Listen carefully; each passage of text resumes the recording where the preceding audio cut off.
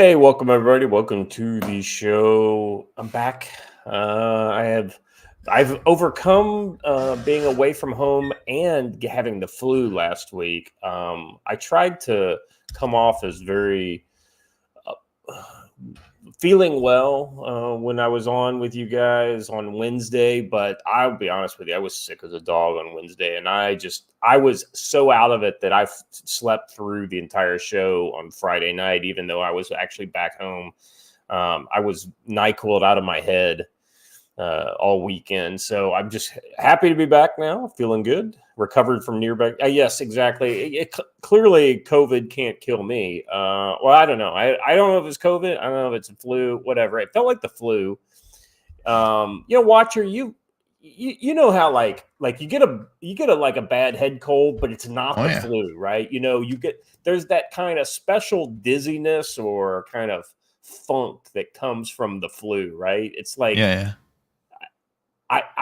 had that body ache kind of stuff.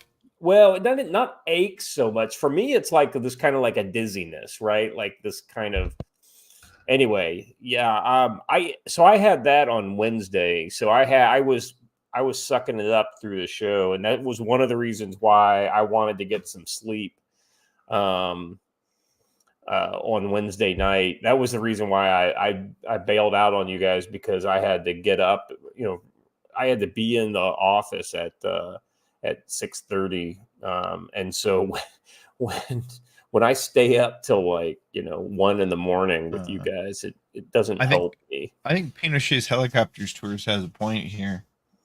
Sounds like you have con crud. Well, but the funny thing is I wasn't around anybody that was sick, right? I didn't feel like, oh, stop coughing on me. Don't get me sick. It's like if somebody had it, it was probably like, Scott has been unburdened by what he has been. That's right. Did you guys talk on Friday? Okay, so in all fairness, I have not watched the show from Friday because I've been, like I said, I was just completely down in the mouth all weekend. Have you guys seen the analysis on that line and the Marxist origins of what unburdened by what has been and what that means? No, we haven't done that, but I've seen the analysis of that from James Lindsay. It comes from the whole Chinese Maoist philosophy of destroying the four olds, right? And being unburdened from their past and the history, right? And so that they can chart a new course, unburdened by, what has been, right? I mean, if you think about it in that kind of context, it's really creepy. And it's just like, when Maoist, when mainstream Maoist thought traps are used within American mainstream politics, I mean, I don't know how many people that I work, and the kind of people I work with and who they work for. The amount of people I said, are you aware of, people who pay our checks and their communist leanings? No. Well, let me connect some dots for you here. And I had the Frankfurt School to modern neo-Marxism conversation with more than one person, and man, it's light bulbs were going off with some people, and I said, this is something to worry about. So, all right. Anyway, that's communist propaganda. Yep, 100%. So, anyway, a lot of stuff going on in the world. We're going to kind of dive into some of it today. I want to say thank you to Watcher for, really holding it down last week. I really appreciate it. It wasn't just the on-air stuff, right? You were also putting together the notes, and today's show notes were mostly done by you. So I want to say thank you ahead of time on that. Oh, thanks, man. And if you don't like the show today, you can blame Watcher. I'm just kidding. I'm just, whatever. I'm sorry. Anyway, yeah, it's a joke. Anyway, all right. Let's see. Just kind of looking in the chat. All my old friends are in the chat. I love it. Lance Corporal Veteran for $2 says James Lindsay called a Marxist spell casting. Yeah, that's kind of like one of those. Like a spell is almost like a line of poetry, right? It's some sort of boiling bubble. It's some sort of a kind of a weaving of language that kind of entrances those who listen to it. And as we know, magic is not real, but casting a spell is absolutely a real thing. I mean, Hitler was absolutely a master of it. Mass, psychosis is almost like, what isn't that like a D&D spell? Like mass charm people, So yeah, I absolutely agree that it's, I had already kind of, was reading about that unburdened by what has been. Yeah. But then I saw the James Lindsay video and I absolutely agreed with his take on it as well. See, I haven't seen the video. I've seen a lot of tweets by James Lindsay about it earlier weeks ago. Yeah, he was doing a talk, I guess. I saw that yesterday. But the Four Olds thing, I can't remember where I saw that. It wasn't James Lindsay because I credit where credit is due with that guy on a lot of this kind of especially esoteric communist stuff that's hiding in plain sight. So if you're not following James Lindsay, I don't co-sign everything the guy says. Like everybody, just because I agree with 85% of what he says doesn't mean I agree with everything. But when it comes to spotting a communist in sheep's clothing, he does it better than just about anybody. And that probably comes from all those years of academia, Well, yeah, I'd say that's probably pretty true. Yeah, if we ever have a new if we ever have new hearings to try and root the communists out, he's probably a decent one to have on the council. So and just real quick, I wanted to say that we had a wild Joe Dolio sighting. Oh, just speak of the devil and he shall appear. Joe, I didn't mean to call you the devil. It just, I was going to say, did you just call me the devil? Well, I was getting ready to say, we had a wild Joe Dolio sighting in the green room, right? But you'd had to drop right before the show because you are, as everybody knows, a busy man and calling in from the road. Joe, how you doing today, brother? Man, I'm doing good. Funny story. I was just stopped at a gas station to run in and adjust fluid levels and buy some breakfast. But as I'm leaving, Major Tom is playing. And I felt that was perfectly appropriate for getting on the show. Yeah, so absolutely. Very funny. That's one of those just kind of songs that makes your spine shiver. I bet if you're a guy in the space station right now, it's pretty relevant to your life, right? Well, were you floating in a most peculiar way? Exactly. Well, go ahead. Go ahead, Scott. No, I was going to say it's ironic. After you say hello, you just gave us the perfect roll in to our first odds and end. But I'll let you continue. I was just going to say that we had a pretty fantastic class over the weekend. A lot of great guys who came out and learned about how to conduct local area security ops. We had a good time in the hills of North Carolina. And we're going to do that again in the hills of Oklahoma, if there are any hills in Oklahoma. But we're going to be doing it there on the 20th through the 22nd of September. And I got another fieldcraft class back here in North Carolina on the 13th through the 15th. But that weekend at NC Scouts Training Center, it's pretty amazing because I'm going to be teaching fieldcraft there. Mech Medic's going to be teaching TCCC, and Wyoming Survival will be out teaching HF radio. So we have 3 different classes going on for the first time ever at the Brush Beater Training Center. Newly expanded. Yeah. It's going to be pretty awesome. That definitely, if you are anywhere within the sound of that, you want to be able to jump in. That's going to be an awesome weekend. A lot of people there, so learn some stuff about radios and meet your favorite personality in the community. All right. I always love it when our friend Jay Clark 45 calls in from 35,000 feet over some body of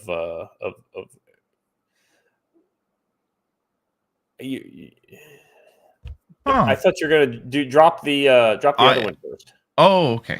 Yeah. I'm sorry. No, I figured. Yeah, it's fine. No, I agree. I wonder if he's checking out any. Well, yeah, he was probably flying to the new Spirit of Halloween that is opened up. I hear it's a low Earth orbit, but you could probably get to it. Man, those guys will jump on any available space. That's crazy. Any available space that has been essentially abandoned by a Bed Bath and Beyond. Sad. And his tweet right before it is even better. Here I am sitting in a tin can. Yeah, so are they. So if you haven't heard, bad news for Boeing. They've decided that NASA's basically announced that Starliner astronauts to return to Earth on SpaceX Crew Dragon. In February, I believe there is a Crew Dragon scheduled to rendezvous with the space station. And they were originally going to bring 4 astronauts, but now they're just going to have 2 empty seats and 2 crew so that they can then bring these stranded Boeing test pilots. And they were only supposed to be in space for just over a week, 8 days. And they will have been there for what, is it going to be almost 6 months by the time they go home? Yes, they'll be pushing pretty close. In fact, I was seeing some estimates that say that if things don't quite go right on the first mission, it is potentially likely that they could beat the time and space record. Well, I know there's a guy who has over a year. They got the bonus plan. The bonus plan. Yeah. I wonder what's their overtime on this, right? Boeing, hey, I didn't think about it that way. Boeing better be paying. They're probably paying by the day. It says, due to the high risk of thruster failure on the Boeing Starliner, NASA cannot risk putting the astronauts in it for the return trip home. Boeing was paid $4.2 billion and has failed on 2 different test flights to achieve mission objectives. SpaceX was paid $2.6 billion for Dragon crew and has reached space in 2020 and has delivered numerous missions with cargo and 49 astronauts to the station since then. So twice the cost and 0 of the results as SpaceX. If you're wondering who the Pentagon's going to be looking for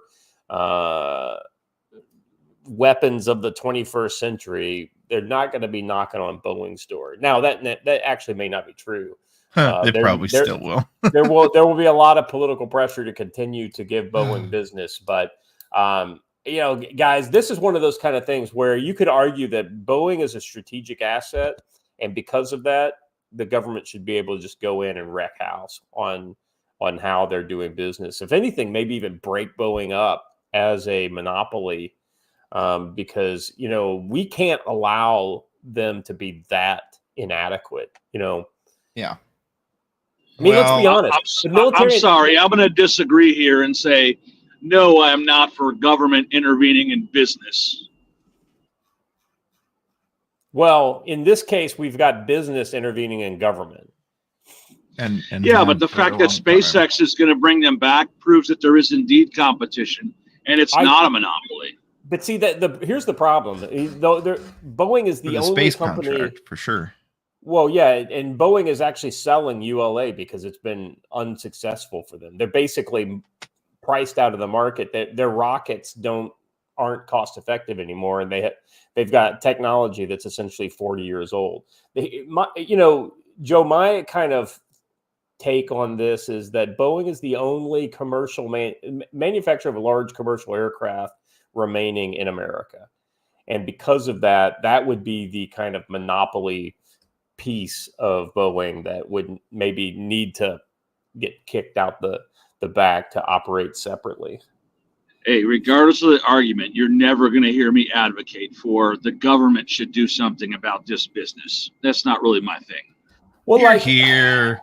But I know, but we've also, all of us have argued that, the government should get involved to make sure that we have domestic, strategic production of various, for instance, steel and, but that and things like this. Generally looks like the government deciding to buy a commodity regardless of what the price is on it, just to make sure that we can continue to produce it locally. I'll even disagree with that philosophy and say that my position is that the government should get out of business, because over-regulation is why we don't make steel in America anymore. Well, I think you've got a point there, but even without the regulation, we've still done a poor job of kind of fostering an environment that would allow business to be successful, right? And there's just certain things. Fostering that environment means putting tariffs on incoming Chinese steel. Fine idea. I agree with you. I was thinking more like Swedish steel, the high quality steels that come from it's one of the few things that Europe can make that we can't. Are some of these high end steels? Though I do believe that we have smaller boutique, mills that actually make that now in the States, but they're still small, right? It's not like at scale. So, I'm open to anything. I don't care about the ultimate thing that we do to make it happen. I just want the effect. I want good American airplanes and good American steel, and we got to figure out a way to do it. SpaceX clearly has figured out a way to make good American rocket ships that nobody else can touch. So maybe we need to take some notes on what competitive businesses should be doing. And if anything, I think, Joe, I absolutely agree with you that government subsidies of Boeing in the past have actually drove them to where they are today. 100%. So ultimately, bottom line is that Boeing, if I had a choice, I wouldn't fly on a Boeing plane if I had a choice, but I don't have a choice. Though Airbus, I don't know if I feel any better about it.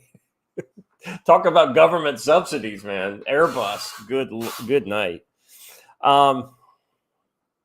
All right, let's move on to our next odds and ends. Watcher, this is one that I know you've kind of talked a lot about in the past. I'd like you to kind of guide us through this one. Oh, maybe hold on, maybe I've got the wrong. It's the yeah. Okay, I thought this one got cut. Sorry, so I no. It was the 4-year anniversary one that we cut. Okay. So yeah, let's talk about this. Hey, have you noticed that the NAFO accounts have gone real quiet lately? Have you noticed that you don't get spammed with all kinds of NAFO content anymore, and that you're not getting reported when you, don't Slava Ukraini hard enough in public? Turns out Kim.com has a theory as to why that is. Kim.com says the CIA NAFO bot operation has run out of funding and is officially dead. Just a few zombies remain. The failed social media manipulation project by Adam Kinzinger and the U.S. government was designed to fool social media users into thinking that the U.S. Proxy war in Ukraine had broad political support. It does not. And this is based on reporting he did several years ago when Adam Kinzinger introduced the U.S. House version of the bipartisan bill Countering Foreign Propaganda and Disinformation Act, which had $160 million in it, which is exactly what funded NAFO for the last however long. network's done. It's shocking when you lose your sugar daddy. All of a sudden nobody wants to shill your disinformation. Well, and apparently, if you go into their circles and their spaces now, those guys are actually here. This is 6 minutes, so I don't really want to get into it, but I will play just a bit of it. They're all now gone from being the Slavokrani bros to talking very seriously about the fact that Ukraine is toast. But at least one of them who's now angry because he has to continue working at the AutoZone. Has switched to war with Iran. The famous fallback, right? Mustache Man. They must have got that from. Let's. True. Equally despicable as the previous two. So this is a grand failure of American foreign policy. This is a grand failure of a perception since the departure of Condoleezza Rice as one of the very few old Cold Warriors from a function within government. So anyhow, he just goes on and on about how this is a Napo bro guy who would formally go after and hound people for all this, finally admitting that it's a giant failure from the State Department. Did he seriously just call Condoleezza Rice a Cold Warrior? Well, my favorite fun fact about Condoleezza Rice is that Gaddafi was so obsessed with her, he had a song written about her. Well, in fairness, she had such a hard on for Russians. She was like fluent in Russian. So I believe that it was called my Black Flower in the White House. Oh my gosh, I like this. This is one of the responses to Kim.com's. He says NAFO was the most toxic and grotesque social media freak show in history. Blinded by collective hatred, these fools radicalized so hard in their echo chamber, they had to swallow and parrot all the Western BS narrative while calling every counter argument Russian propaganda. I hate to say it, but that's not wrong. Well, I'd also like to know how many hate crimes it spawned, right? Yeah, sure. Yeah. Sure. I want to say though, we keep talking about this as though it was over, but I want to say, look, we've talked about what's going to become of Ukraine with all the Nazis being elevated and being given a lot of weapons and armament and money. Hey guys, these guys live amongst us and they're not going anywhere, and all that pain and fear and bullshitness that they're feeling now that they're coming out of their little circle, that's not going away either. Add them now to the domestic threat column. Well, and that's just kind of, just because you pull the money out. I mean, you can at least argue that there is a national cause, right? I mean, Ukraine is actually at war, right? So you can become a partisan for the Ukrainian, effort, for reasons, right? I mean, it's not like a fake thing that has been created, kind of like communism. So at least there's that going for it. And with all the money that was put in and all the propaganda that's been spent, this will not disappear overnight. It just, the coordination and the kind of but also wall of sound will disappear.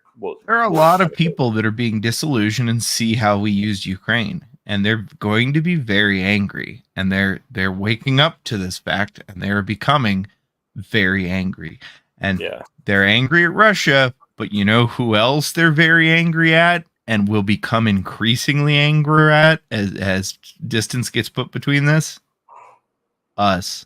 Oh yeah, because they're going to see this as basically stabbing Ukraine in the back. They just won't also be. They will continue to be Ukraine stands. They just also won't be Biden or U.S. stands, especially if you see a Trump White House where they actively start distancing from pro-Ukrainian policies. Yeah, I'm just going to go with what Jay Clark says and just go watch the Stand on Fire thing, because I think that's probably more in line with what this likely turns into. I think you see terrorist attacks the United States over this. Yeah, I could absolutely see that. Joe, anything else? No, I'm just glad that I don't have to deal with as many of the NAFO bots as I used to. Right. You know what? I think They Fed were Postinator's really got the annoying. truth of it. Fed Postinator's got the truth of it, guys. This is our fault. We didn't believe hard enough. That's right. That's right. I know. I feel like I said one too few Slava Ukrainis, and that I've never actually said one unironically. I like this Steve's point. This is actually a good point. If it's a failure of NATO, then it must mean Russia beat NATO. Russia beat NATO. Hey, we got a Cannon chilling with us in the chat. Thank you. Hey, brother. It's good to see We need to be careful not to say that too loud, or we're going to get put on some Russian daytime talk show. I mean, whatever. All right. Let us move on. Let us move on. We have serious things to talk about. So actually, we do have. This is serious, and this may develop into a full segment on Wednesdays. We'll see. Netanyahu vows more surprising blows after preemptive Hezbollah attack. So essentially, day before yesterday, or was it yesterday? Anyway, yesterday, I think it was the 25th. It was yesterday. Yeah, started hitting Israel. And Israel, and this was in response to some Israeli attacks late last week. And they were just, they weren't a lot of them. They were just very kind of hard hitting Israeli attacks. And so 2 days ago, yesterday, they had a large rocket attack, and you saw basically a massive amount of back and forth with the Iron Dome protecting built up Israeli areas. But after that, Netanyahu basically unleashed the dogs of his Air Force. What happened today is not the end of the story, said Israeli Prime Minister Benjamin Netanyahu in a statement posted on X. He said preemptive strikes included over 100 Israeli fighter jets simultaneously attacking thousands of Hezbollah rocket launchers and drone sites across southern Lebanon. We're hitting Hezbollah with surprising blows. 3 weeks ago, we eliminated their chief of staff. Today, we thwarted their attack.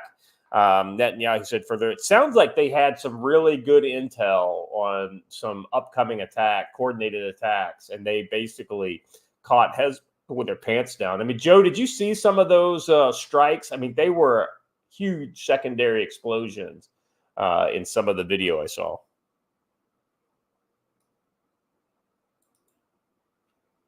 Oh, yeah. It says here the Israeli Defense Force later said Hezbollah had launched 210 rockets and some 20 drones on northern and central Israel. In follow-up, IDF spokesperson Rear Admiral Daniel Hagri announced that at least 6 Hezbollah operatives were killed in Sunday's major preemptive operation. This brings the tally of 30 Hezbollah operatives killed in just the last week. Hagri declared Sunday's operation to be a success, contrary to Hezbollah's claims.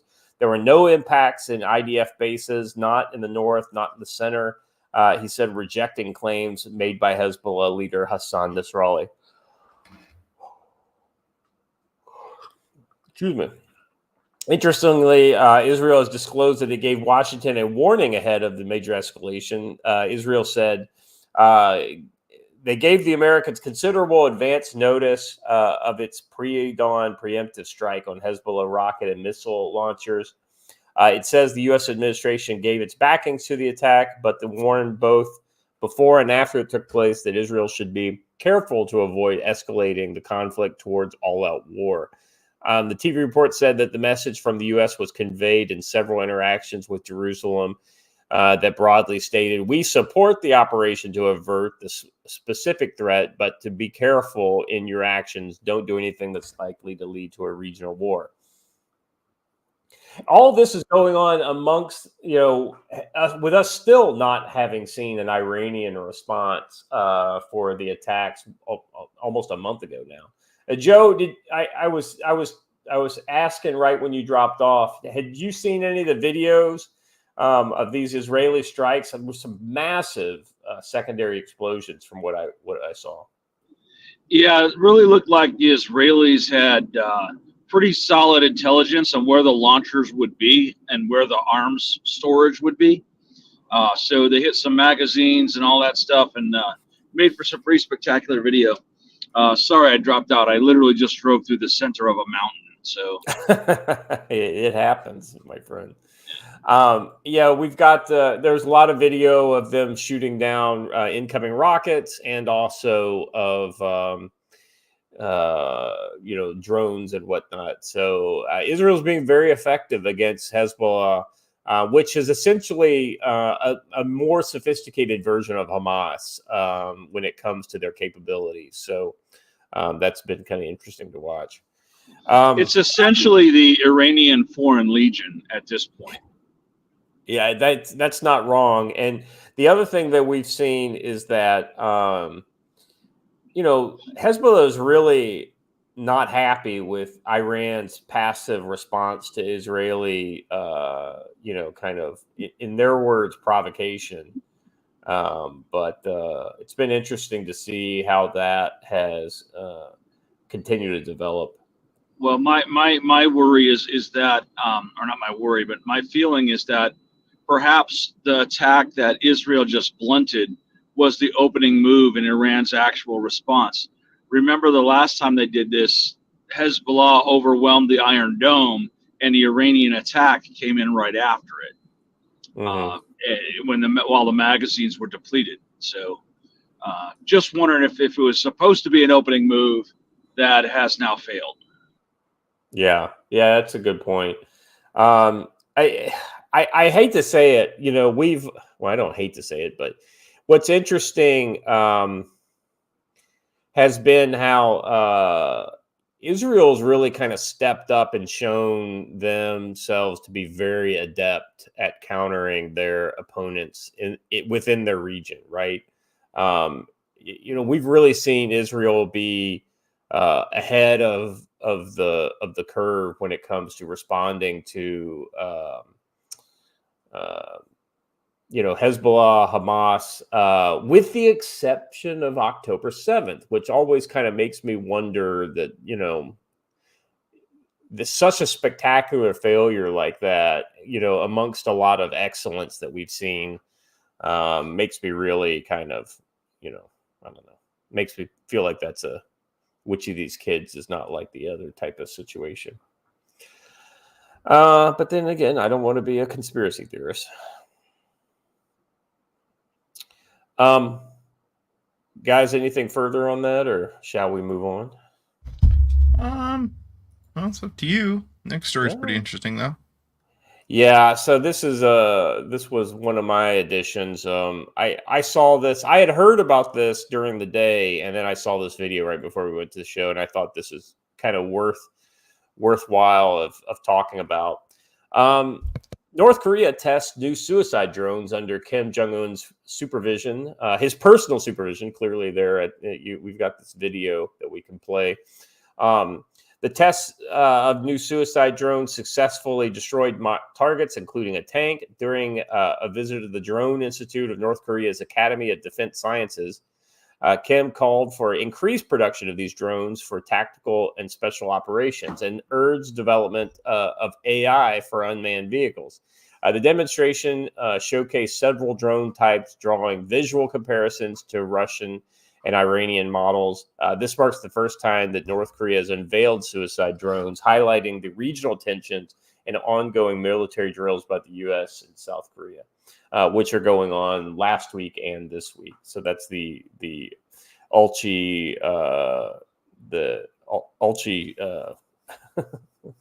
UFS, Ulchi Freedom Shield, is the exercise that's going on right now. So.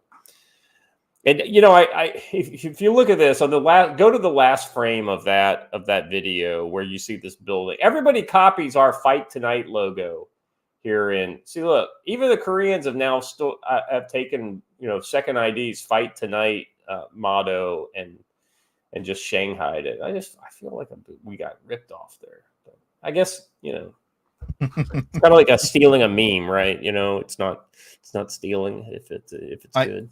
I'm proud of Chet for recognizing that as a Mao Mario hat. I appreciate that. Well, it's communists are really good at like stealing other people's stuff, right? Yeah. And this is the reason why these suicide drones look oddly like Lancet, Russians Lancets and the Shahed drones. Though these drones have propellers on the back. So honestly, if I was gonna make a guess, I would bet that these are probably the result of some sort of work between those various different industries to figure out something that North Korea can produce to contribute to the war effort. Oh, I don't doubt that at all. I think that basically they said, "Hey, this is something that we need that everybody else has, and if we can make a bunch of them for like next to nothing, then our buddies, the Russians, would be more than happy to test them for us over in." And then, ooh, we don't really want to give you those engines. What kind of engines can you guys make? Yeah. All right. So anyway, Joe, you're looking for... Oh, Joe dropped again. If you haven't done it already, go check out tactical-wisdom.com. That's Joe's website for all the things that he's doing. There, he's back. Look at that. See? I knew he'd be back sooner or later. Joe, you're just in time to talk about tactical-wisdom.com. Unless you want to talk about North Korean drones.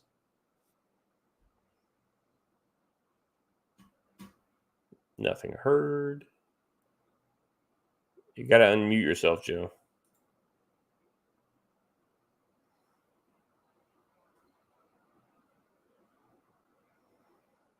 Nope. Well, while he's doing that, let me just say that, again, if you haven't done so already, you need to go check out tacticalwisdom.com and go check out the training courses section.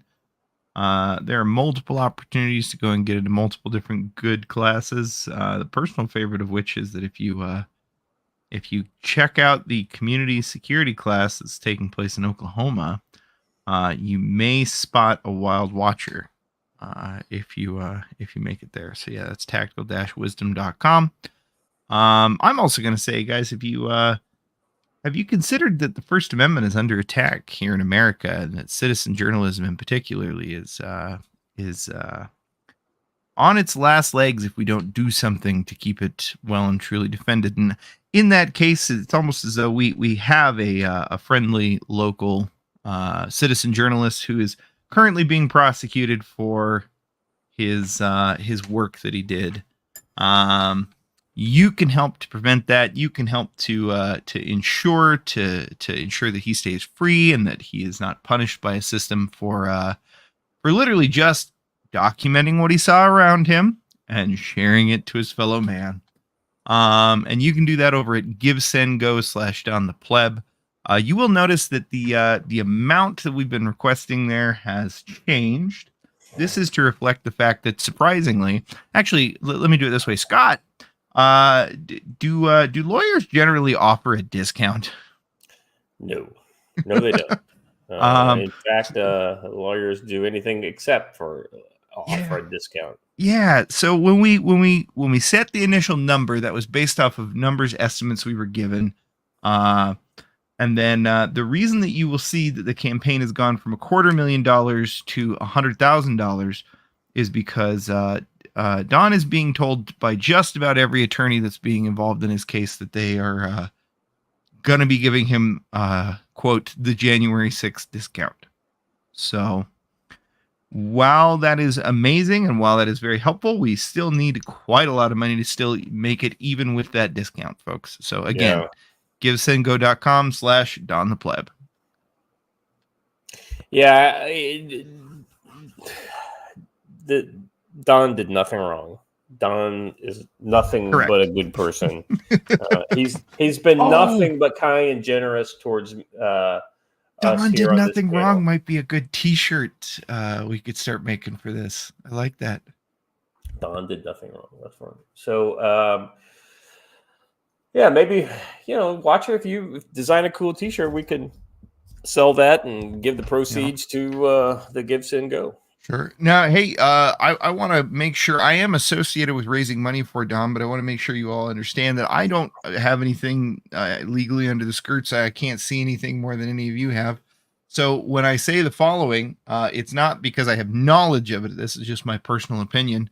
Yeah, I would say so. If you look at a lot of other things that line up in that area, I would say so. Very much seems like a purposeful wave of stuff that Garland then got on just a couple days ago to essentially say, yeah, and if you, we're, in my opinion, what he said was, hey, we're going to steal the election, and if you want to say anything about it or do anything about it, we're going to throw you in jail forever. Yeah. Yep. This is if you don't see if you don't connect the dots on this one, it's kind of, I don't know. It's kind of. Anyway, but Don did nothing wrong. I agree. Don did nothing wrong. Now, the real question there, Scott, is how do we move from one dumpster fire to another dumpster fire? Entire sea of dumpster fires.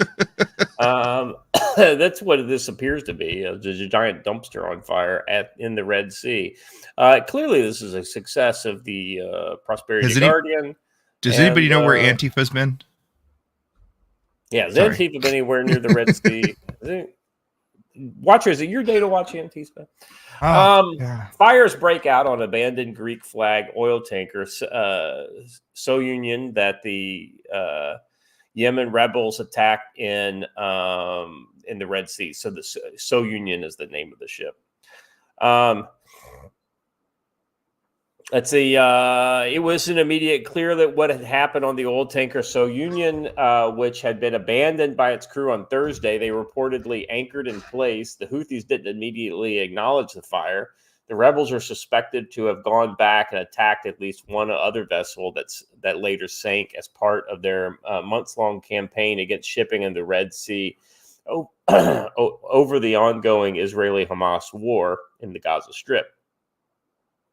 The attacks have disrupted a trade route that typically sees $1 trillion of goods pass through it annually. The British military's United Kingdom Maritime Trade Operations Center reported the fires in a note to mariners on Friday night. UK MTO have received a report that 3 fires have been observed on vessel. The vessel appears to be drifting. The United States defense official, speaking on the condition of anonymity to discuss intelligence matters, said American officials were aware of the fires and continued to monitor the situation. Now, this is clearly this boat, just to kind of illustrate the size of it. If you guys all remember the old Exxon Valdez, right? Like that was the one that smashed up against. Well, this tanker holds twice as much oil as the Exxon Valdez. I guess they call it a Suez Max oil tanker. And it is, pretty massive. Yeah. The Soyunion has 150,000 tons of crude aboard. That's not barrels, that's tons of crude aboard and represents a navigational and environmental hazard.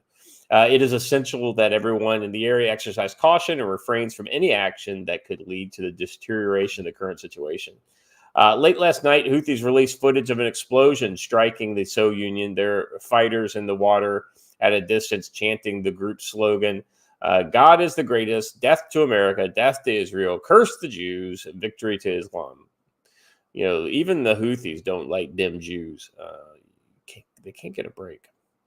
A frame-by-frame analysis of the video conducted by the Associated Press suggests 3 simultaneous explosions struck the deck of the Soyunion. The signature attack suggests an attack conducted by planted explosives rather than a strike or a missile. So this right here, this is the video. That was basically explosives that they set on fire that were on top of the ship. And now we've got a picture of it actually afterwards. Which is That's what you. further down? It's actually the picture you used for the thumbnail. Oh, well, hold on. Let me just pull the thumbnail up then. Yeah, so you just do that. Says Houthis have targeted more than 80 vessels with missile and drone strikes since the war in Gaza started in October. Other missiles and drones have been intercepted by U.S.-led coalition. Yeah. So here's the boat after that explosion. So evidently, the fire actually only occurred on the actual deck of the ship, and then the superstructure there in the back also caught fire.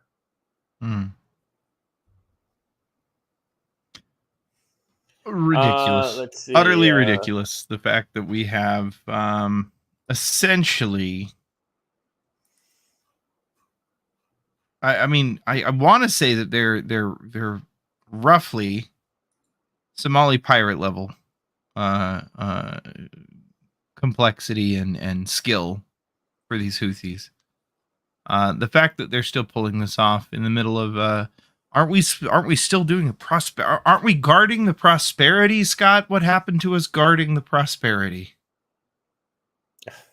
I mean, you'd think that we had some interest in continuing to guard some prosperity, especially in that region where there's so much prosperity to be had. The Houthis just want some prosperity, I think. Well, you'd think that that's my question here. Maybe we're guarding the Houthis' prosperity. Well, maybe so, but my question here is, look, man, if they could get on the deck of that boat, why not just take the boat? Why blow it up? Aren't you a relatively poor rebel fighting force that could use funding? Yeah. I mean,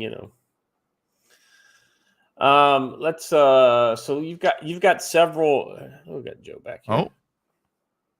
Joe, welcome back. I'm glad Joe's here for this. Joe is the only member of the council who's been involved in ship-to-ship boarding actions.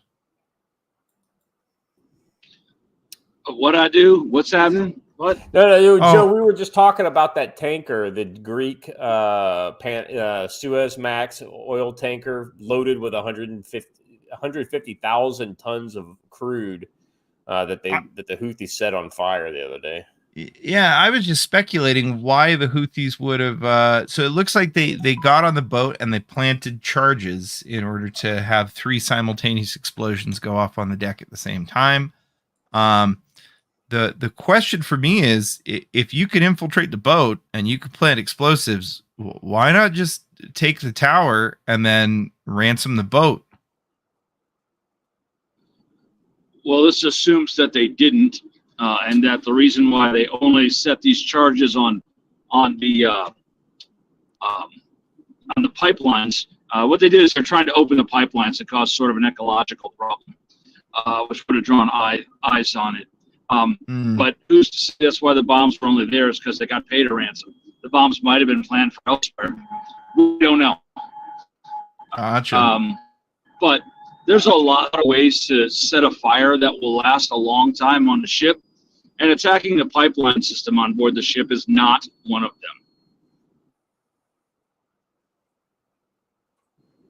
The whole thing is compartmentalized for fire. Yeah, it's designed not to catch on fire all at once, essentially, right? I mean, Yeah, but here's my question, Joe. I mean, so the superstructure, where the controls and all that kind of stuff are, that also appeared to completely go up in flames as well. So is there a risk of this drifting and then potentially being essentially breaking up if they don't bring it under tow and kind of get it, moving?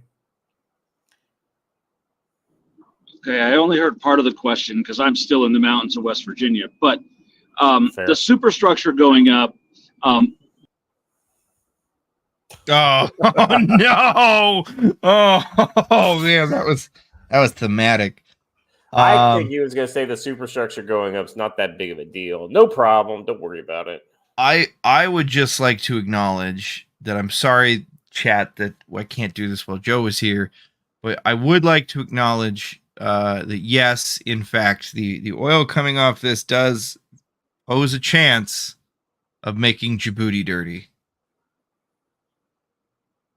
Thank you, chat.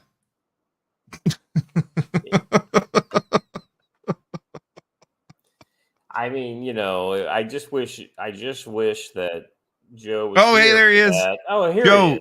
Joe, while we have you stable for just a second, we just want you to know that the chat is very concerned that this oil might move around in the Red Sea and make Djibouti dirty.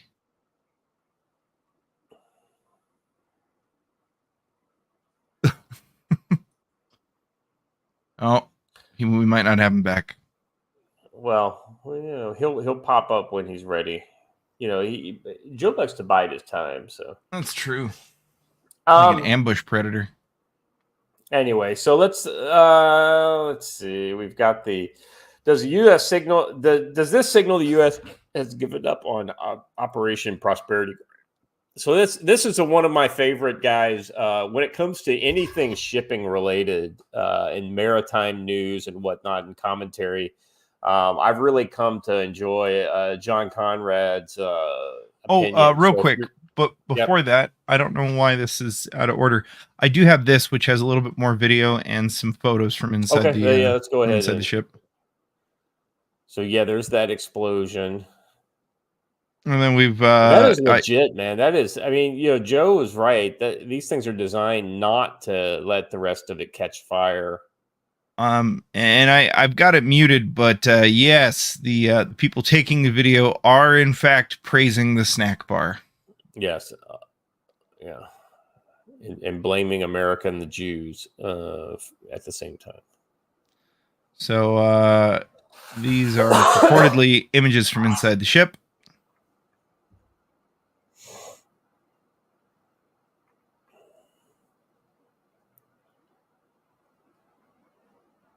And then I'm not sure what this is.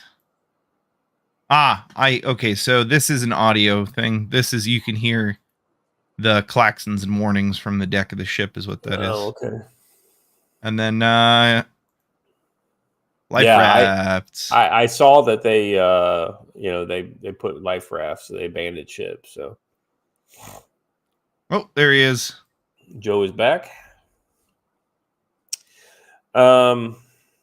Yeah. Oh shoot. Okay, but where's? Okay, hold on. There we go. So John Conrad. Yeah. So this is John Conrad. So if you're not following John over on X, I definitely would. You know, it's at John Conrad is all it is. And when it comes to, like I said, commentary on maritime related stuff, he's about as good as anybody I've seen. He says there can only be, this is him quoting Tom Sharp, there can only be one conclusion, that the U.S. has given up on Operation Prosperity Guardian. It wasn't deterring the Houthis, and it wasn't reassuring shipping. So let's see. This is from the Telegraph. It says here that Operation Prosperity Guardian was set up in December. The aim is to provide of course, I can't look at it now. I'm archiving it. Give me just a second. All right. Anyway, so it's basically a story on So Dan Desmond, Delaware, here with a Palestinian. Let's see, he's got a Palestinian flag, and what's this other flag? Flag of Haiti. So he's got a Haiti flag and a Palestinian flag.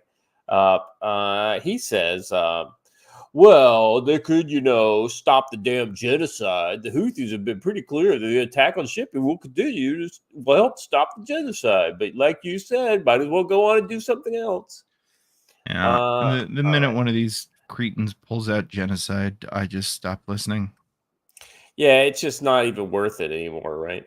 But it's talking here that this is a story about that explains Operation Prosperity Guardian, what they was for, essentially to get rid of the Houthi attacks on shipping.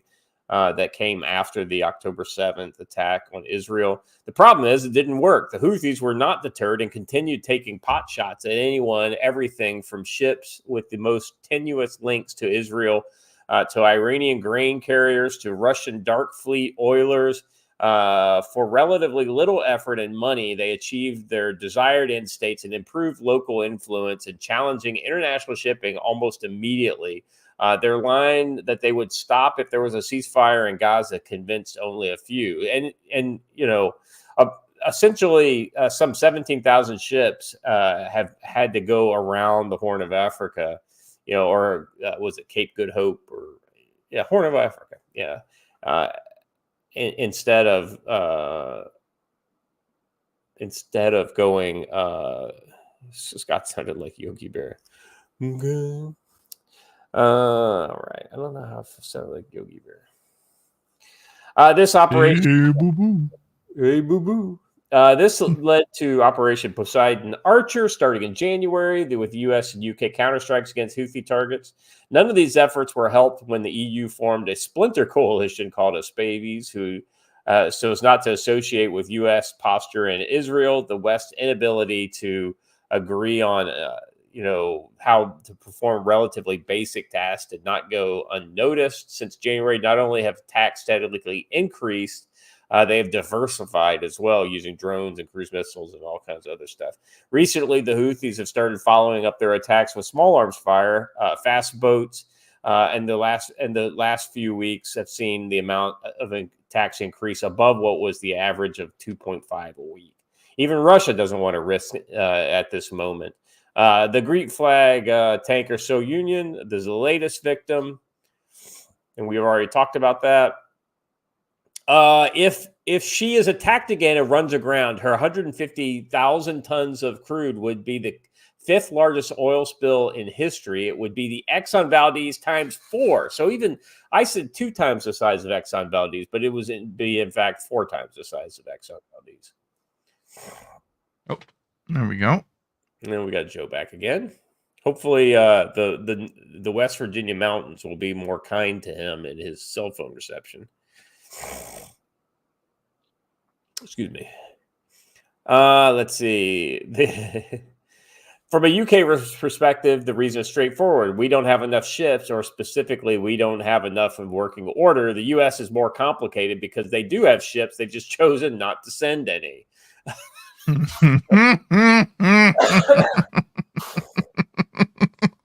That's not to say that they don't have problems of their own. Yesterday, the United States Navy announced that it might have to park 17 auxiliary ships due to crewing issues. The Westpac is without an aircraft carrier for the first time in years, ironically, because 2 of them are in the Middle East but not in the Red Sea. And the latest U.S. frigate program is unraveling. The Virginia-class submarine build rate is below what is needed to maintain. The irony is the Virginia, for the longest time, the Virginia-class submarine was like the bright, shining star of naval shipbuilding. It was ahead of schedule and below budget, right? But that has absolutely changed in recent years. I can only wonder if the leadership of the Pentagon is to blame. Oh, wow. That's there could only be one conclusion. Joe has succumbed to the West Virginia mountains. There could only be one conclusion. The U.S. has given up on Operation Prosperity Guardian. It wasn't deterring the Houthis and wasn't reassuring shipping, so they might as well go and do something else. I understand that desire to not escalate with Iran, which is why Poseidon Archer strikes were focused and quite limited, even if I don't entirely agree with it. Going around the Cape is only the new normal for now. Of course, the whole industry is driven by money, which explains why Delta tankers keep running the gauntlet, despite being the 3rd attack on one of their ships. This is a mainstream media source from the UK, not what you would call super pro, super anti-American or anything like that. And it's pretty much poking us in the eye when it comes to Operation Prosperity Guardian. Yeah. And they are right. basically we've decided we just don't give a shit. Well, yeah, if you look at what assets are available there, it does become a little bit mind-boggling how something of this scale happened. I mean, look, it's not as if we don't have assets in the area. Well, right. The problem is we're absolutely distracted by what our focus is. Joe, can you hear us? He either can't hear us or he can't talk. With all the assets we have in the Middle East, but we're not. They're just steaming in circles, and they're having no effect on anything in the world. It's almost like someone decided to put the United States Navy out of the way. Yeah. Well, the irony is, Joe, is if you look at where they're at right now, the Eastern Med and the was it the Gulf of Oman? Well, we'll see Joe in a bit. If you look at where they're at, it makes sense because the focus is on Iran and countering ballistic missiles and things like that, targeting Israel. What they have not done is they basically have decided that we just don't have the desire to go into the Gulf of Aden or the Red Sea and protect these ships. They've just decided, forget about that. Now, here's the sad thing, Watcher, is that this was true back before Iran, was basically ready to go to war with Israel. When it was still just Hamas and Israel duking it out, at the end of last year, we didn't have a whole lot of presence for Operation Prosperity Guardian. Correct. And we then weren't it was ineffective what we did in the first place. We were pussyfooting around the entire time. Well, and you remember you remember how what happened with how the Eisenhower got caught on fire and almost sank. Remember that? That was I do. Houthi propaganda. That was really funny. Well, I mean, is it Houthi propaganda when now we literally have all aircraft carrier groups and everything except for the coal backed out beyond range of their missiles? Oh yeah, they're entirely focused on the war that would come with Iran. Well, I mean, that's you say that, but we are now closed in with missile range of there. And what I'm saying is, after that missile attack from the Houthis, when it was forced to back up, we didn't hear a lot about Prosperity Guardian after that. Almost as if that's around when they decided to abandon the mission. Not when Iran picked up. We're joking, Ron. We don't think the Ike did get struck. I do, however, think that incoming fire caused the Ike to divert from its intended course and then caused the group around it to continue backing up until it was no longer in effective range to be able to launch sorties. No, I'm still not convinced of that, but I don't strictly focus on maritime topics, so this is why I rely on guys like here's the deal. Conrad. Here's what always made this dangerous for us is, do we have the missile capability and the technology to shoot down incoming missiles like that? Absolutely. We absolutely do. In fact, we can do more than that. We can generally trick the various different tracking mechanisms in order to make the missiles fly miles off course and have no chance of being able to correct. All well and good and fine. The issue is most of that depends on expendables. A lot of those expendables, we need a supply chain in order to keep coming to our ships. They only carry so many launch tubes. They only carry so many, all of these various different kinds of things. Everything except for the electronic warfare is based on these expendables. And the fact is, we can't man our current merchant marine fleet, which is already not enough to sustain the operations we have happening. Let's see. This is exactly what we've been talking about for a long time here. This whole idea of we just can't.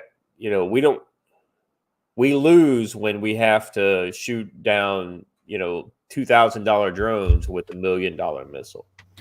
Exactly right. And look, I mean, you made fun of me for saying that the Houthis backed that carrier up, but they did. And it's not because the carrier didn't have the ability to defend itself. It's because the carrier didn't have the ability to defend itself economically. Well, it was absolutely because its escorts started getting deplenished. Their munitions were deplenishing, and that was the reason why they ended up moving out, because they had to go. I think they had to go to Djibouti in order. Just saying to get resupplied. They had to get an injection from your Djibouti. Anyway. But yeah, this is what I was going to say is this is always going to be the issue when you're fighting a naval conflict versus a place that you can't fully surround. It's way easier to get supplies on the shore and launch them at the boats than it is to get them onto the boats and launch them at the shore. That's an excellent question. We should have interdicted a lot of the Iranian resupply to the Houthis, and we supposedly were. I saw all kinds of small ships, little wooden ships that got picked up, and I think the issue there was we didn't have enough boats in the area to be able to do the amount of interception that needed to be done. Speaking of my favorite interception, they went to Crete. That's actually funny. Ron says they went to Crete for the reload, not Djibouti. That makes sense. Yeah. But Djibouti is a funnier joke, though. Anyway, yeah, I know.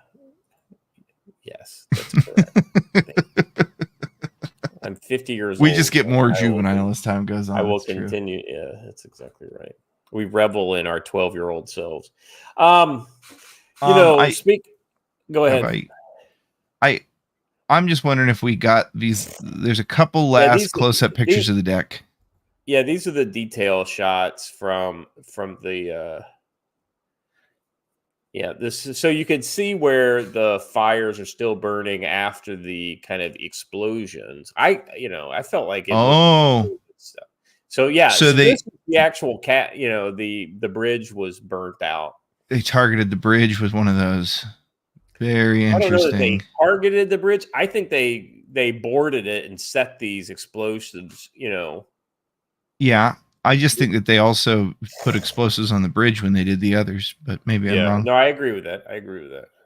And it may have just caught fire from from all that flame that was going up. So even if they did catch fire to the bridge on a ship like that, deeper down in the accommodation block is an alternate bridge, an alternate control center for just such an occasion. So the ship would still have propulsion and steering. Yeah, and then theoretically, there's also generally a station that you can steer from down in the engineering station and in the engine room. For the extreme emergencies like this.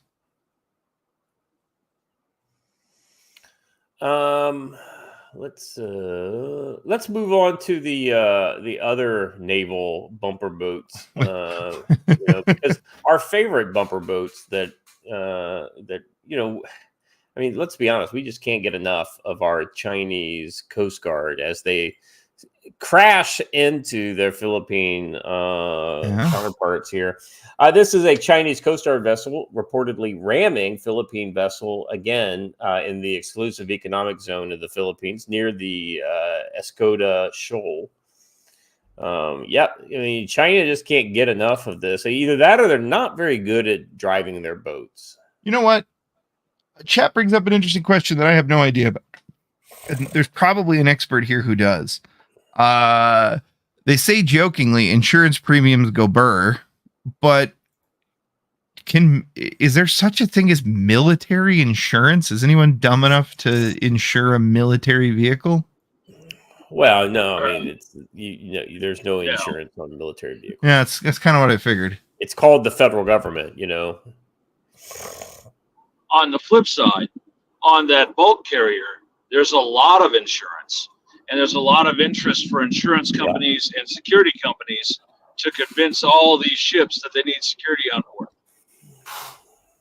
And if they're willing to pay the premiums, they'll continue to get insurance unless, the insurance company will say, in order for us to insure you, you must hire our friends over here at Ambry Maritime. Right. Yeah, well, that, and you have to put a bond down, and there's all kinds of kind of this high end insurance. What is it? Reinsurers? Is that what they call it? It's a really complex kind of web of companies. But yeah, it's pretty interesting. I'd like to point out something interesting about this video that I've just noticed, or about this encounter. Remember how I was talking about last time that China can afford to play bumper boats all day long, and that'll just essentially knock the Philippines out of the war entirely over time because China can afford to repair their ships and the Philippines can't? Yeah. Look at the design of this boat. It's actually got a full-on armored bumper ring, whereas the other, the boat that it's crashing into does not. If you look at how that affects where the boats hit relatively, damage is done to this boat, and this boat got paint scuffs. And they can keep that up all day. Yeah, I gotta wonder if there isn't something to what you're saying there. Yeah, entirely possible. And it actually looks like that bumper might be a kit that they install. Hey, you're going to be deployed to the Philippines. We're going to install a non-kinetic kit on here, right? Something to protect your boat from bumps.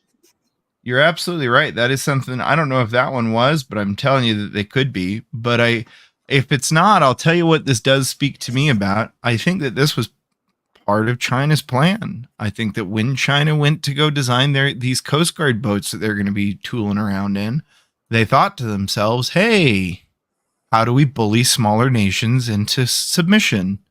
Yeah. Well, this kind of brings us up to the final one here. Speaking of how do you maybe our good friend Joe Dolio has shared this tweet with us. He retweeted this and said, underwater object. When's the last time that happened? It was the U.S. sub. This is the Royal It was the Malaysian... USS Georgia. This is the Royal Malaysian Handalan class fast attack craft missile boat, KD Pendekar, sinking off Johor. It's cute. Underwater object. All 39 crew were rescued successfully. I mean, man, would be a great anti-piracy, anti-privateer boat. I love this boat design. I'm sad it sank. That's a cute little boat. It's essentially a giant rib, right? Yeah, pretty much. Yeah. And down it goes. Oh, it man. looks like a 20 millimeter cannon on the front. Say, look at the cannon on that sucker too. Little boat. It's probably a 30, but yeah. It's probably a 40 actually. So struck a quote underwater object. And look, here's the thing that makes this most suspicious to me. Malaysia, a tiny city state with a fairly large navy and military, doesn't really patrol out past its own little 12 nautical mile border. And not even to the full extent of the 12 nautical mile border, because it overlaps with a lot of other people's 12 nautical mile border. Did you see some of the responses? So that's where the USS Georgia went. And then this guy says, the USS Georgia is sent to the Middle East. That ship could have hit anything. my point... you guys... Uh-oh. Can you hear me? Yeah, I can hear you now. Yes, no, maybe? Yeah. Yes. Okay, yeah, so Malaysia's not a tiny city-state. Malaysia's not a tiny city-state. Sorry, I'm thinking of the wrong thing. Malaysia is a giant... Yeah, it's a giant maritime nation that has pretty good maps. So we'll just say that.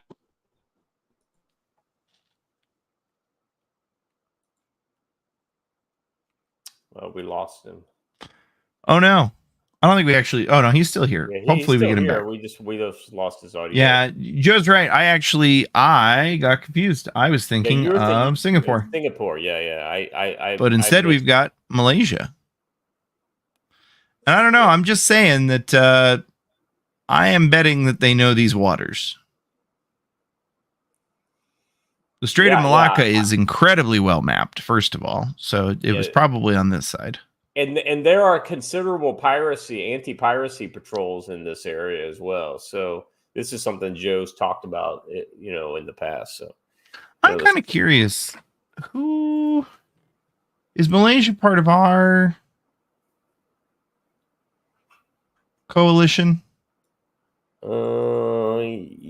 Malaysia has done a lot of deals with South Korea, and so maybe. I'd be curious to see where their economy comes largely from, if it's China or other places. Anyway, I thought this was interesting. We no reports on exactly what the underwater object was. Could be something along the lines of a submarine, but we probably will never know. Yeah. Oh, Joe's back. He's usually strongest right when he gets in. So let's see. Joe? Maybe not. Oh, here we go. On what? I just got back in. So. Oh, there he is. Yeah. Oh, no. We were enthralled by what you were saying before we lost you. And so we were, but that's been a little while. I'm just saying that whatever they hit was probably not a stationary object. Yeah. So. Yeah, we probably agree hit with you. Somebody's sub. We just don't know whose. Yeah, I was talking about how those guys have got a lot of experience with anti-piracy patrols in that area. So these are veteran sailors.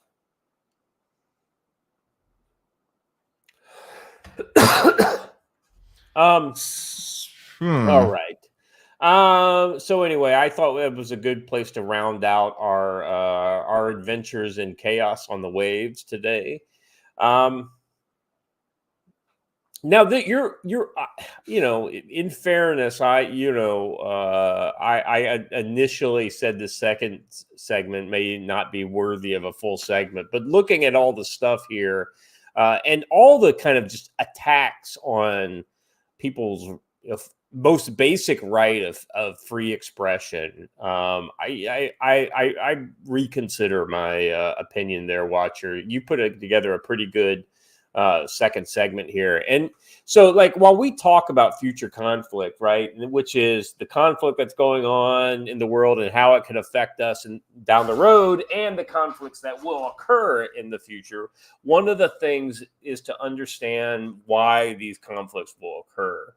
And the biggest thing in America right now is the fact that our freedoms, our basic freedoms that we take for granted because of the, basic, Bill of Rights type stuff, we take that for granted a lot of times, are under attack. And we're going to go into that not only from international sources with this Pavel Durov case, but also more kind of close to home kind of stuff with the Kamala's vice presidential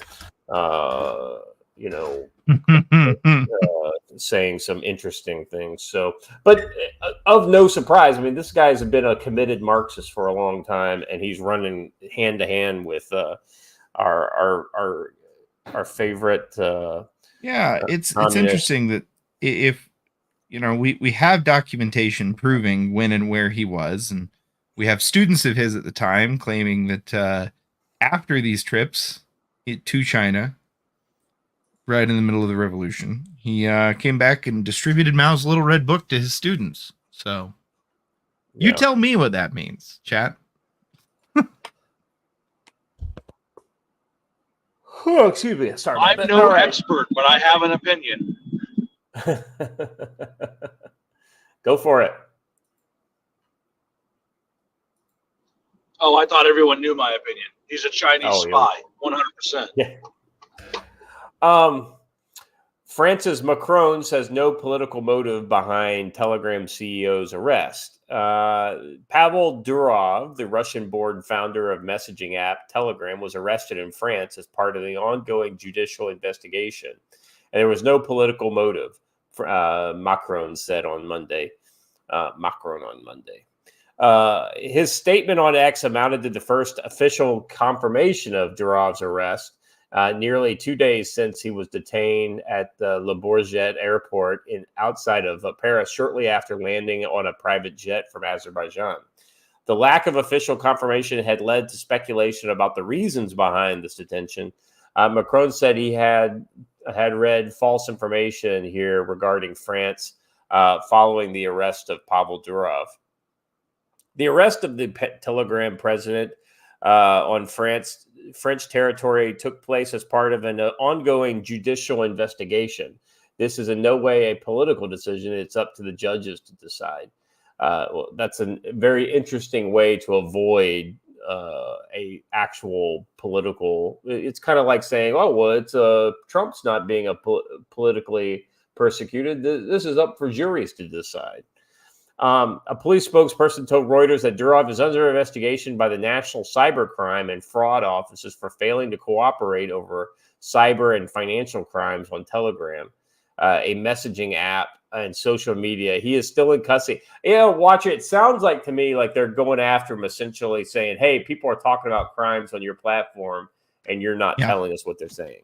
Well, let's be honest. In free Western societies, failing to bow to the will of the police is not a crime.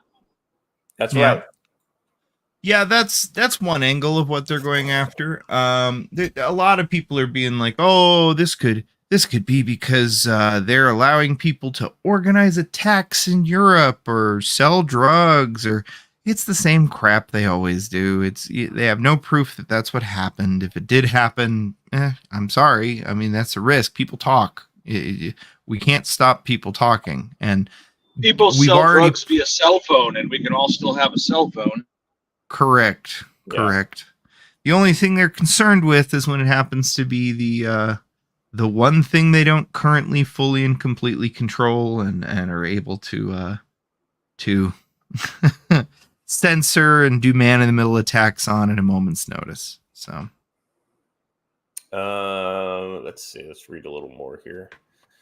Let's see. He is a 39-year-old billionaire cast as Russia's Mark Zuckerberg, has dual French and UAE citizenship, estimated by Forbes to have a fortune of $15.5 billion. Durov said in April some governments have sought to pressure him, but the app should remain a neutral platform and not a player in geopolitics. Yeah, I agree with that, but I absolutely don't think France is going to let him basically use that as an excuse not to get what they want. Just it's the amazing trend towards authoritarianism in free liberal democratic states is absolutely just unreal. Well, and the greatest tyranny always comes for your own good, right? We're going to have to cramp down on free speech to combat disinformation so you can make good decisions. But then you're allowing the government to be the only source of truth, and that doesn't enable you to make good decisions.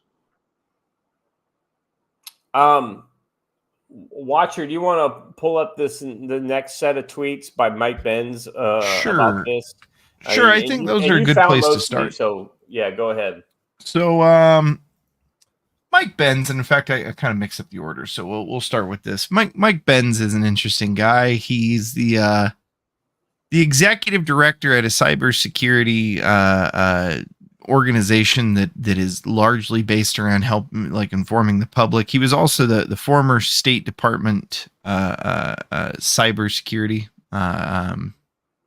specialist, and he's authored a couple of books about this kind of stuff, and he dives into politics recently. I think recent things probably rattled him, kind of like they did everybody else. But he's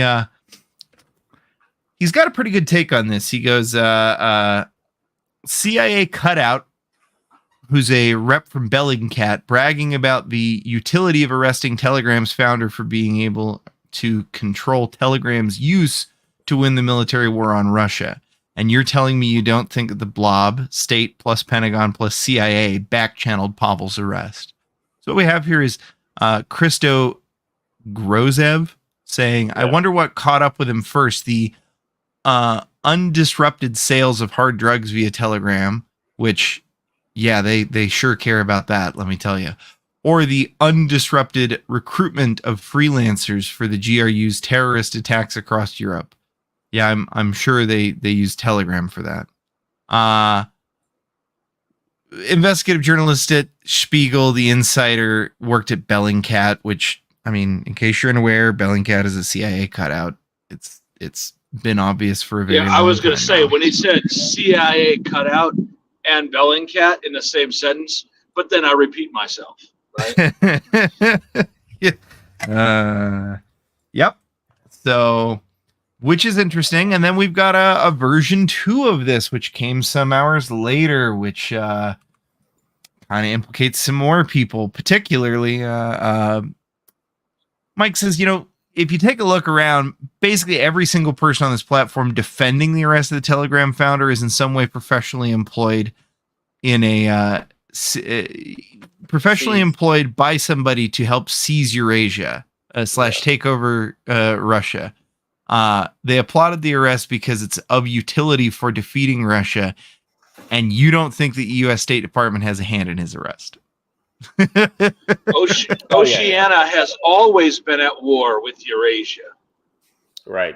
They're just trying to move the war down to Africa so they can, stop despoiling their wonderful heartland.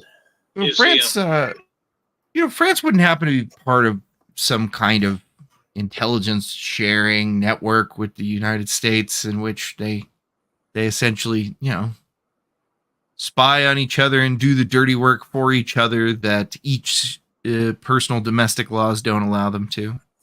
That wouldn't be anything like that, right? France is not a part of that. Ah, okay.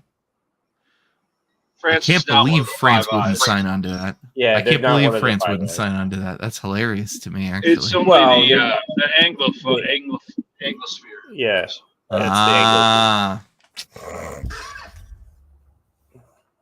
This is what makes Canada and that doesn't mean New France Zealand. hasn't been known to be a dirty tricks operator for everyone forever. I was just gonna say, but still, this is nutty. Ever since their takedown of Chiquita bananas. Well, Greenpeace. I would say, yeah, Greenpeace would be Greenpeace the big one for me. yeah. Well, and it's so this kind of, when you think of freedom of speech in the U.S., though, Pavel Durov is generally not the guy you think of, right? We kind of covered him. So who do you think of in America when you think of a kind of like, billionaire standing up for free speech? I think of a South African. Yeah, a certain South African. Yeah. Weird. Elon Waltz. Uh-oh. Yeah. Elon Musk quotes Waltz here and says, no guarantee of free speech. And I'll just play this real quick. I think we need to push back on this. There's no guarantee to free speech on misinformation or hate speech, and especially around our democracy. That's such a word salad. There has always been a listen. Every time they say correct or incorrect, man. Every time they say our democracy, you should put one more round in a magazine. Correct. Yeah. Go out and buy 1,000 rounds.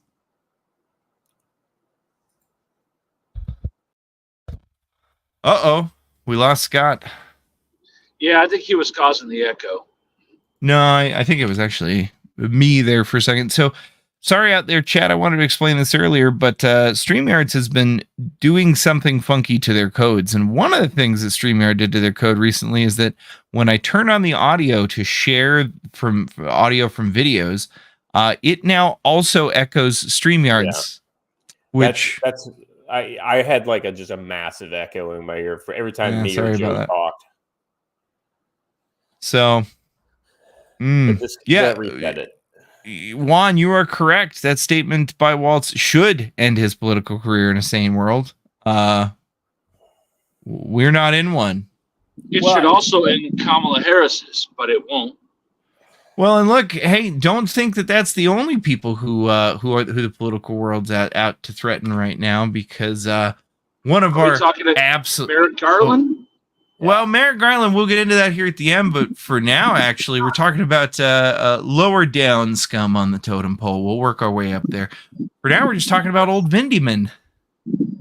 Oh, well, let me know when we get to General. First of all, Vindman's yet another Russian spy, but let me know when we get to Hayden, because I got a thing or two to say about that guy. I didn't include one from there, but I'll rustle something up for you at the end. So our buddy Vindman, the original NAFO bro from way back during the Trump years, he says while Durov holds French citizenship, is arrested for violating French law and has broader implications for other social media, including Twitter. Of course, guys like Vindman continue to call it Twitter, refuse to call it by the new name, which is X, right? Oh, so they're cool with dead naming it now, huh? That's right. Well, I mean, they'll use the platform, but they don't want to respect the platform. There's a growing intolerance for platforming and disinformation and malign influence and growing appetite for accountability. Musk should be nervous. Yeah, because these people are authoritarians, right? I mean, I don't know how to spell it out any clearer. You know, there is an absolute authoritarian bone that has been unleashed in the progressive movement in America. See, that's what's so crazy, because the progressives used to be the stick it to the man people. Now they're the govern me harder people. Yeah. Like I was literally just thinking about this last night, so it's worth a thought. I don't know what exactly happened, and it would be worth trying to catalog it and picture the exact point at which this flipped. But like legitimately, it was friends I had who were leftists who taught me to be skeptical of the federal government. Because they were classic liberals, right? So here's the problem. There's two wings. It's the exact same people who are now screaming communists. They were classic liberals. Well, that's what I'm saying. There were two wings of the Democratic Party, or the leftist movement. Maybe the Democratic Party is wrong. It's just the left movement in America, right? And it was the classic liberals, right? You know, and they were generally socially liberal, and they were, tend to be fairly fiscally liberal as well, right? And then you had the progressives. Now, the progressives they were your kind of American fascists, right? And the thing that made the progressives more effective was the takeover of the progressive movement after World War II, away from the fascists, right? And put it in the hands of the essentially the neo-Marxists. And that's what made, and they absolutely obliterated the classical liberal wing of the Democratic Party. And this is why guys like Bill Maher are like sitting there agreeing with Donald Trump and Elon Musk and people like that, because he looks at the Democratic Party and says, there's no place for me here. Yeah, I think, honestly, I appreciate what you're saying there, but I think it has more to do with what Mike Dennis says here, which is the people that I'm talking about, at least in my own life, have exposed themselves that they didn't care so much that the power existed. They just hated that they weren't the ones wielding the ring. No. There were always people like that. There's people like that in every political wing, right? Those are the people who are motivated not by political ambition, but by through the acquisition of personal power, right? Those people, oddly enough, those people tend to not be attracted to politics and tend to be more attracted to business. Right? That's the WEF. Kind of, wing of the globalist coalition, right? They're not they're kind of politically agnostic in a lot of ways, but they're absolutely oligarchical, and they will use authoritarian tools to maintain the power that they've gotten through business. I'm actually going to push back on something here. So Caravaggio says the Overton window only shifts one way. I'm going to disagree incredibly heavily. We witnessed it. It was not even hardly, it was barely over a month ago an event which shifted the Overton window so rapidly to the right. It's been, people still have yet to figure out how far that's shifted. Boy. I don't want to get into it here, not today. Maybe we'll do a special segment on it on just Rumble one of these days, because it by necessity includes some no words for YouTube. But if you start tracking word usage and speech usage and the places where they're being used, and no, man, it absolutely shifts both ways. In related related news, I have a memo here about the band. A band who has changed their name. Rage Against the Machine is now known as Rage for the Machine. On behalf of the Rage machine, on behalf of the establishment. Yeah. But, kind of getting back to this whole, Elon Musk should be worried, right? This kind of segues nicely into this tweet that Elon made about Zuckerberg. Because people started asking, well, why are people going after Elon? Why is nobody going after Zuckerberg on this? Why does Zuckerberg not have to be worried? And, well, Elon was listening and he answered it directly. Yeah, he said because he caved to the censorship pressure. Instagram has a massive child exploitation problem, but no arrests for Zuck. He has censors free speech and gives governments backdoor access to user data. And so this is he retweets this tweet from Naomi Siept. Why don't they arrest Mark Zuckerberg for enabling child predators? Two-tier policing. Defenders of free speech are the greatest threat to the system. Pavel Durov and Elon Musk are untamable. And so if you want to play a little bit of this video. Sure. Just everybody know we can't talk when the video's thing's on from now on. So I'm turning it on now. Facebook and Instagram. New Mexico's Attorney General is accusing the social media giant and its CEO, Mark Zuckerberg, of enabling child sex abuse and trafficking on its sites. CBS News senior business and technology correspondent Jolene Kent reports on the undercover investigation that used AI. It was shocking, quite frankly, to see the explosion of sexual interest in these kids almost immediately. New Mexico Attorney General Raul Torres says his investigation into Meta found that Facebook and Instagram's algorithms created a marketplace for the sexual exploitation of children. The civil lawsuit alleges Meta enabled adults to find, message, and groom minors, soliciting them to sell pictures or participate in pornographic videos. Law enforcement set up an undercover operation using test accounts like this one, showing AI-generated photos of a fictional 13-year-old girl from Albuquerque. The complaint says followers flooded the account with unsolicited messages, filled with pictures and videos of genitalia, which she received at least 3 to 4 times per week. Jesus, man. I mean, that's pretty sick. Yeah. And the answer is they're not ever going to go after him, regardless of anything that's on there, because he's playing ball with them. Yeah. So, yeah, this is pretty disturbing. Just the whole kind of, let's say that they never actively go, the politicians never actively go after them. Let's just say that, right? I mean, I don't think that that's true. I think they will go after them, but let's just say that they don't. The active popularity of these kind of policies within the left, and just the regular people. Yeah, we should put Elon in jail. He shouldn't be able to say these things, right? It's absolutely disgusting. And it's the kind of thing that nobody ever would have said at something like that 20 years ago. Like when I was growing up, I mean, the most sacred of things was to be able to kind of spit in the face, of authority figures. Sure. I think what largely shifted, and I think people don't appreciate this as much as they should. People seem to think that it's like Gen Z who was raised up to be the Red Guard, and that's wrong. It was millennials. It was my generation. We were the ones. Like, it's worse now, absolutely, because now they have full control of the system. But it was millennials that were raised up to be the big bad Red Guard and bring politics into into the workplace and force all these issues, and we did. Well, like, just to remind you of, I mean, let me know if you can hear this because I can't hear it. Yeah, I can hear it.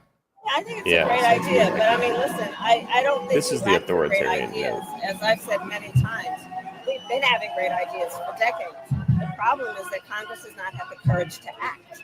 And that is why, from the beginning, I have said my agenda includes attempting to get Congress to act, but if they don't within the first 100 days of my administration, I'm going to take executive action.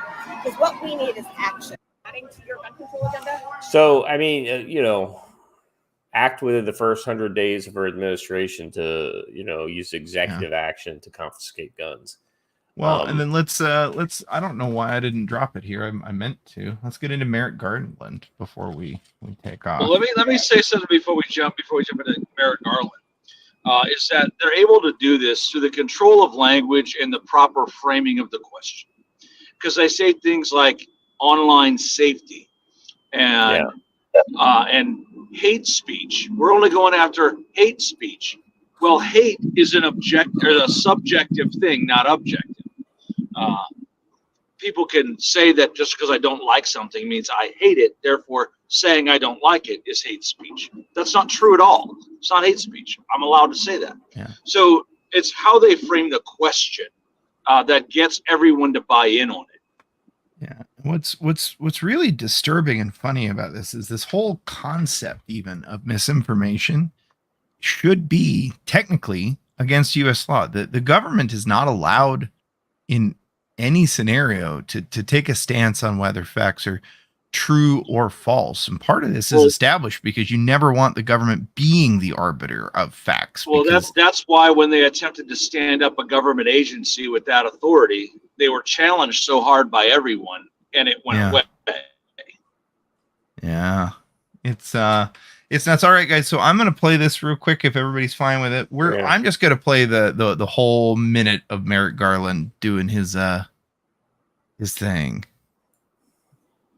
Well, I guess before I turn on the echo machine, I will say you can kind of smell the I got bullied in high school coming off of him every time he's up on stage nowadays. I guess as a follow-up on Scott's question, you're sitting in these hearings with prosecutors and judges at the courthouse down the street. They're increasingly expressing concerns about the upcoming transfer of power and potential danger of another January 6th. Do you share those concerns at all? I think our prosecutions have made clear what we think about people who try to interfere with the peaceful transfer of power, which is an essential and fundamental element of our democracy. I quibble about whether we have 1,500 or slightly less than 1,500, but we have way more than 1,400 now prosecutions, and we have a substantial number of convictions. I think that's shown to everybody. I'm going to pause and turn off the echo machine and say, boy, they sure were working to get it up over 1,400, make it that nice round 1,500, weren't they? I wonder how that might be applicable to some friends of ours. Yeah. Well, absolutely. But I also want to point out the little sleight of hand that went on there. We have almost 1,500 prosecutions and a significant number of convictions. What's a significant number? 1,000? 100? 5? Yeah. There is a huge disparity in number between convictions and prosecutions, and that's a problem he doesn't want to reveal because it proves that it's scapegoating. And once these things end up finding their way in front of a judge, or more importantly, an appeals board, they don't hold water. Yeah. Hey, Jay Clark, we'll get there in due time. Let it marinate. All right, we're going to finish the rest of this clip. So echo machine on. Everybody, how seriously we take an effort to interfere with the peaceful transfer of power. The last January 6th, the coming January 6th, and every January 6th after that. I want to make clear to anybody who's thinking about interfering with that, they can see what we've done with respect to the January 6th prosecutions, and the Justice Department will continue to protect our democracy. Our democracy. There it is. Put another one in the mag. But let me point something out here. He's making a pretty big assumption that he is still going to be the attorney general, right? And what he's telling you here is that they're about to steal the election from you, and you better not do anything about it. That's what the man just said. And as far as your comment about he got bullied in high school, that guy got bullied in the break room a half hour before he went out there. Yeah, I mean, him and Tim Waltz, right? You know, both those guys get bullied on the regular. So, who was it you wanted me to pull up? General Hayden? Did he make some comments this weekend?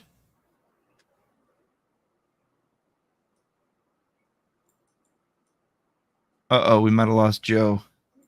I hope not.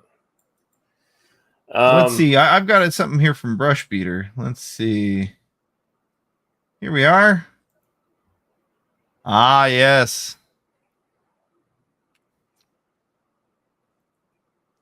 So we have General Hayden. We've got NC Scout sharing a General Hayden thing here saying, let's see. Predictions. In less than 3 months, there will be an election for the President of the United States. I believe it's the most important election since 1860 and the start of the Civil War. In a conference about 2 weeks ago, I warned it's only 50-50 for America to survive. It's the United States, not China or Russia, that is posing the greatest threat to the U.S. What's going on right now in this country is our fault, and we have to do something about it. You know what's hilarious is that if he actually meant that and wasn't just literally using it as a communist talking point to try and come after people, I'd probably agree with him. He just doesn't clarify who he's identifying as the threat, except for the fact that, yeah. Go ahead. Here's the thing about him. First of all, he's... Uh-oh, we're losing you. Hopefully, keep trying. If it comes through clear, we'd love to get you, but we lost you pretty hard there. But I will point out that, yes, this is the same General Hayden that right after 9/11, that's the opportunity they've been waiting for to mass collect data on U.S. citizens as they pass the Patriot Act. Oh, we got a little bit from Joe. Hey, did you hear me or no? Oh, no, we didn't hear you, but we heard you just now. Yeah. Okay. Well, what I said was you need to understand that this is the man who said we kill people over metadata and laughed when he said it. Yeah. And he just said that they need to take action against half of the Americans, the half who don't agree with him. That's a very dangerous place. And you need to understand where you are right now. Correct. Highly correct. Yeah, their democracy is ending, or at least that's how they perceive it. And NC Scout's right. To them, it's the same as rabies. They get paranoid, angry, and they lash out at those who they lash out at the people who granted them the very power that they're now trying desperately to cling on to in the first place. It's gents, in the effort to wrap it up here, because we do have one last place to go with this. Yeah. Well, I was gonna say we've got this. Are you talking about the one you're gonna share? Yeah, unless you've got another story you want to share before that. No, I was just gonna say that I was just gonna wrap it up. So I think this is as good a place as any. Go ahead and share. All right. So with the First Amendment being under attack from every angle possible, there are many ways you can fight back, and I wish we had time to elaborate on a lot more of them, and you know, meme it up, and don't be afraid to speak your mind and understand the consequences that come with it and act smartly around that, but keep speaking your mind. But we do in fact have a friend who is currently on the very front lines of the fight against censorship and the fight for citizen journalism. He is being attacked for documenting what he saw and sharing that with other people. And you can be a part of the fight to help him stay free and win clear of this. And that's our good friend Don the Pleb. So please, if you're able, go to GiveSendGo/Don the Pleb. You can give. If you can't give, you can share. if you've already shared and you've already shared today, then you can pray if you haven't done that today. So yeah, hashtag Don did nothing wrong. Correct. All right, Scott. Sorry about that. No, that's fine. That's these are just really important things that we're talking about here because it affects exactly what we're doing here, right? It's expressing our opinions. It's speaking our minds. It's having opinions that don't necessarily align with those of the people in power, right? I mean, hell, you guys know that we're generally a conservative group of guys here, but at the same time, we don't even agree with the leaders of our own party. I mean, we're the ones that call, the Republicans the Vichy GOP, right? So it's important that everybody is able to speak out against things that they don't agree with, right? And opinion is absolutely protected. And these authoritarian instincts that we're seeing come out of our elected politicians, to the extent that they come out of both sides, it's because of people wanting to preserve power. That being said, the ideology of the left in the America today is an authoritarian ideology, and it comes out of the progressive movement historically with a lot of neo-Marxism. And it's a tough thing to talk about. Look for the contradictions, right? When you have the opportunity to engage your friends, right? When you have that feminist who's telling you we need to free Palestine, say, okay, that's cool. How does feminist, ideas work in a Palestinian state, right? How do you square that circle with the Islamists and the feminists on the same side? And ask those tough questions and say, listen. We lost Scott out of there for a second.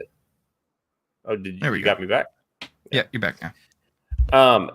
More power to you, but how does the feminist, square that circle with her Islamist allies? Something's got to give, and those are the questions you need to ask. So that's kind of my position on this. So I would recommend that you absolutely engage those people around you. Did it go again? No, Pie Man's just gotta. There's one way to stop the upcoming Yeah. destruction of America. It's simple, and what we can do now. 25 seconds of bad audio. Go give. Every time. Every time. I have no idea. I mean, my internet's good. I think it's very interesting. Well, I just think it's very interesting that since Don got arrested, StreamYards has been acting really weird. I'll just leave it at that. No, fair enough. All right. That's all we've got time for today. Thank you guys for being here. Wish we could have had a bigger crew on for you, but sometimes it's nice just to have me and Watcher be able to catch up. Thanks again, Watcher, for all the hard work you did last week and kind of keeping us afloat. I know you're going into a time of year that's very busy for you, but that's the one good news, I guess, about the being on in the morning is that's the one time a day that you won't have to be parking cars for the fair. Well, for the next week, unfortunately, it is the one time a day where it's also cool enough that we can do a bunch of yard work. So I will say I'm sorry that I was a little less engaged. I have had to be chatting with multiple different people that are here working for me doing some yard work at the moment. So, but yeah, hopefully it'll get better throughout the week. Yeah. So yeah, well, we'll be here all week. We've got a lot of stuff to talk about. I think some of the things that we're seeing in the news are going to be bigger. I think that the Hezbollah Israel thing is going to blow up this week. Hezbollah, unlike Iran, doesn't seem like they have much to lose when it comes to this kind of stuff. So I wouldn't be surprised if they didn't try to go toe-to-toe with Israel in the near future. And we do have Israeli land forces massed in the north now. So there is an option for ground action. If you've got a good second here, Daisy Girl Williams says Angry Conservative is covering the Bongino trip to DC today regarding January 13th, and she's headed there after the stream. You know, we've got 300 people. We might as well pick somebody and go raid them and turn all these 300 viewers over to somebody else real quick. Yeah, generate a little goodwill. Go for it. Daisy Girl Williams, why don't you send us a link for that?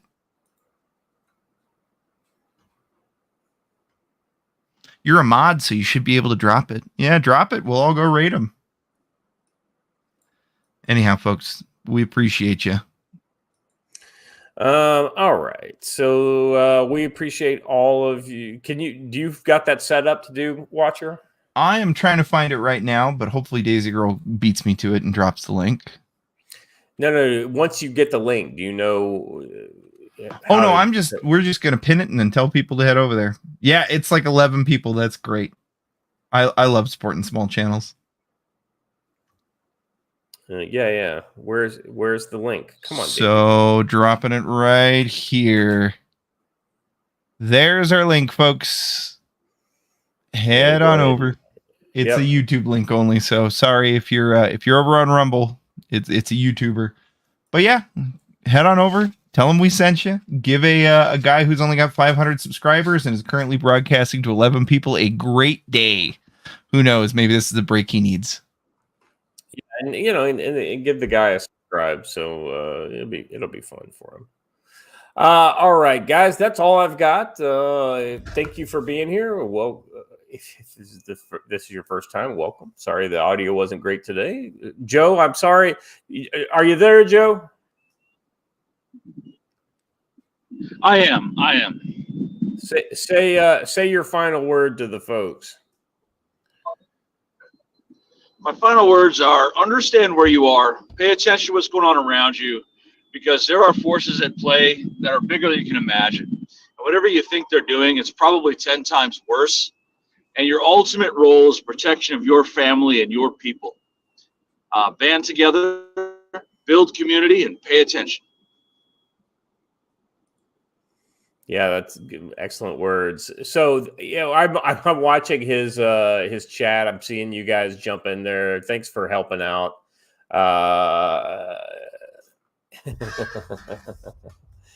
All right, guys, that's all I've got. Thanks for hitting that like button, subscribe to the channel, letting folks know about us.